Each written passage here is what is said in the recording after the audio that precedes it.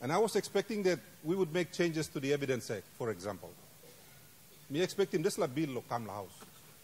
Because now suppose la money cost him heavy or man mi online mi go na oli bin lo Black Wednesday oli steal na oli kisim photo blolet na post him lo Facebook na des la kain. Currently our laws don't allow us to use that evidence to prosecute them. So I was expecting that bill to come today. So we can pass him bill or help him all police or prosecute him or money brook him law. There's a lot of cyber bullying going on where young people are bullying each other and they are committing suicide. Now me expecting one bill or come law floor so we can outlaw cyber bullying amongst young people.